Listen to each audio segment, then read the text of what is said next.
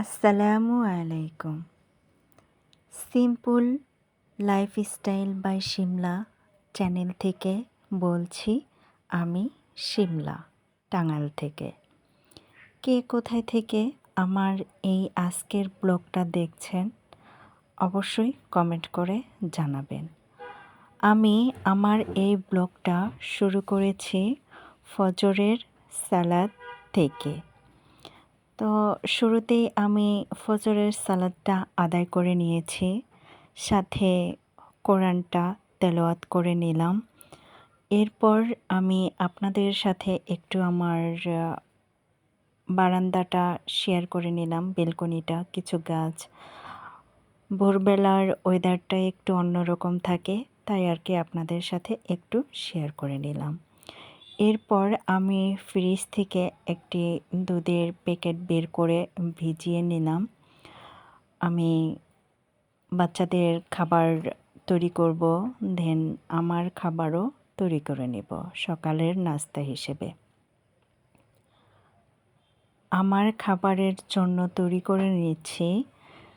First আমি চুলাতে গরম পানি বসিয়ে দিয়েছি এবং কয়েক পিস লেবুর রস করে নিয়েছি, গরম পানির সাথে অ্যাড করে নিলাম। এরপর আমি এটাকে রেখে দিব। চুলাতে ডিম বসিয়ে রেখে আমি আমার বেডরুমটাও একটু গুছিয়ে নিচ্ছি। দুধ গরম করতে দিয়ে এসেছি, দিয়ে এই ফাঁকে আমার বেডরুমটা গুছিয়ে নিচ্ছি। বাসার মধ্যে রুমটাই গুছানো থাকলে অনেক কাজ গুছানো হয়ে যায়, বিশেষ করে বেডটা। তো আমি আমার বেডটা গুছিয়ে নিচ্ছি। রুমের বেডটাই হচ্ছে সৌন্দর্যের প্রতীক। বেডটা যদি সুন্দর মতো গোছানো থাকে দেখতেও ভালো লাগে এবং পরিপাটি থাকতেও ভালো লাগে, শান্তি শান্তি একটা ফিল হয়। তো আমি গরম পানিটা করে নিয়েছি এবং কি আমি ওটা খেয়েও নিয়েছি। এখন আমি চুলাতে দুধ গরম করতে বসিয়ে দেব, সাথে ডিম সিদ্ধ করতেও বসিয়ে দিব। আমি সকালে খালি পেটে লেবু দিয়ে গরম পানিটা খেয়ে নেই, এরপরে নাস্তা তৈরি করে নিই। তো সেই নাস্তা তৈরি করার জন্য এক চুলাতে আমি দুধ গরম করতে বসিয়ে দিয়েছি, আর এক চুলাতে দিয়ে দিব ডিম সিদ্ধ করতে। আমার এই ব্লগটা কার কাছে কেমন লাগবে জানি না, ভালো লাগলে একটা লাইক করে ভিডিওটা অন্যকে দেখার সুযোগ করে দিবেন। আর যদি একটু বেশি ভালো লেগে থাকে তাহলে আমার চ্যানেলটি সাবস্ক্রাইব করে বেল আইকনটি অন করে দিবেন। আমি ডিমগুলো বসিয়ে আম কেটে নিচ্ছি। সকালের নাস্তাতে আম খাবো আমি, আর হচ্ছে গরম দুধ দিয়ে চিয়া সিড প্লাস ওটস এটাই খাবো। সাথে থাকবে আপনার ইসুপখুলির ভুসি বলে আর কি, ওটা আমি ভিজিয়ে রেখেছি রাতেই, তো ওইটা খাবো। এই হচ্ছে আমার সকালের নাস্তায়। আর মেয়ের রাস্তায় রেখেছিলাম ডিম, ব্রেড এবং দুধ। এতটুকুই ছিল আমাদের সকালের নাস্তায়। তো কেমন লাগলো আমার এই সকালের নাস্তাটুকু তাও কমেন্ট করে আপনারা জানাবেন।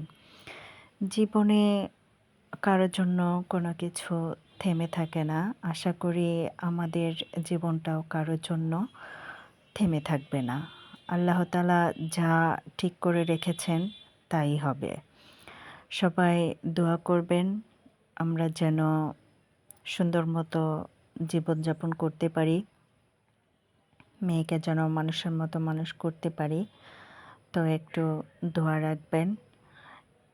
এই ফাঁকে আমি আমার নাস্তাটা কিন্তু রেডি করে নিয়েছি। এটাই হচ্ছে আমার নাস্তা। তারপরে দুপুরে রান্না করব একটু গরুর মাংস, সাথে মেয়ে পোলাও খেতে চাচ্ছে অনেক দিন ধরেই, বাট তৈরি করে দিয়ে উঠতে পারছি না। তাই আজকে সেই পোলাওটাও রান্না করে দেব। এতটুকুই ছিল আমার দুপুরের আয়োজনে। তো আমার ভিডিওটা যদি আপনাদের কারো ভালো না লেগে থাকে তাহলে স্কিপ করে যাবেন। অনেক দিন হয় কোনো ভিডিও আপলোড করি না, দেখা যায় শরীর ভালো থাকে না, অনেক দিন যাবতই অসুস্থ। তো তাতেও মন খারাপ করি না, কারণ আল্লাহ তাআলার অসুস্থতা দিয়ে মানুষকে পরীক্ষা করে যে কে কতটুকু ধৈর্যশীল ধরতে পারে। আলহামদুলিল্লাহ এই অসুস্থতা নিয়ে অনেকটাই ধৈর্য ধরে আছি। দেখি আল্লাহ তাআলা কোন দিন সুস্থ করে একদম। অসুস্থতা নাকি আল্লাহর একটা নিয়ামত থেকেই আসে। তারপরেও শুকরিয়া। তো এই ফাঁকে আমি আমার মেয়ের নাস্তাটাও কিন্তু রেডি করে নিচ্ছি। মেয়ের আজকে আবার নাচের ক্লাস আছে। আমার কিন্তু এই ব্লগটা হচ্ছে ফ্রাইডের। তো ফ্রাইডেতে মেয়ের নাচের ক্লাস থাকে। অনেকক্ষণই ঘুমাইছে, মেয়ে ঘুমিয়েই আছে। আমি নাস্তাটা রেডি করে নিচ্ছি। তারপরে মেয়েকে ঘুম থেকে তুলে ফ্রেশ করে নাস্তাটা খাইয়ে নাচের ক্লাসে পাঠিয়ে দেব। এর মধ্যেও আমি অনেকগুলা কাপড় ভিজিয়ে রেখেছি। সেই কাপড়গুলা ধুয়ে শুকিয়ে নেব। তাও আমি আপনাদের সাথে একটু শেয়ার করে নিচ্ছি।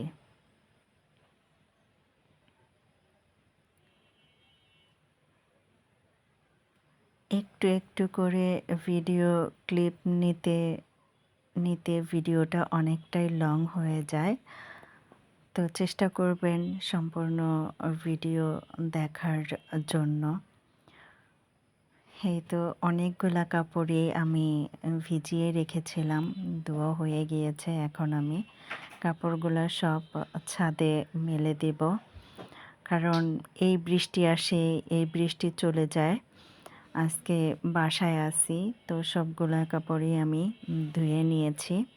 এরপরে কিন্তু আমি আমার মেয়ের নাস্তাটাও দিয়ে দিয়েছি। মেয়ে ঘুম থেকে উঠে ফ্রেশ হয়ে বসেছিল। তারপরে আমি দুপুরের রান্নার জন্য বলেছি আজকে রান্না করব গরুর মাংস এবং পোলাও। গরুর মাংসটা আমি আগের থেকে ভিজিয়ে রেখেছিলাম। তো গরুর মাংসটা আমি মাখিয়ে রান্না করব। মাখিয়ে রান্না করার জন্য আমি মাংসটা ছেঁকে নিয়েছি, সাথে দিয়ে দিয়েছি এলাচ, দারচিনি, স্বাদ মতো লবণ, ধনিয়া গুঁড়া, জিরা গুঁড়া, হলুদের গুঁড়া, মরিচের গুঁড়া এবং আদা রসুনের পেস্ট, সাথে গরম মশলা, তেল দিয়ে ভালোভাবে আমি মাংসটা কিছু সময়ের জন্য আবার মেখে রেখে দিয়েছিলাম। এভাবে আমি আজকের মাংসটা রান্না করে নেব, সাথে পোলাও রান্না করব। এতটুকুই ছিল আমার আজকের আয়োজনে। তো কেমন লাগলো অবশ্যই কমেন্ট করে জানাবেন। কে কোথা থেকে আমার এই ভিডিওটা দেখছেন তাও কমেন্ট করে জানাবেন। আশা করি সকলেই আমার পাশে থাকবেন, আমিও আপনাদের পাশে থাকার চেষ্টা করব। ভালো থাকবেন সবাই। আজকের মতো এই ছিল আমার ব্লগে। তো ভালো থাকবেন। আসসালামু আলাইকুম। আল্লাহ হাফেজ।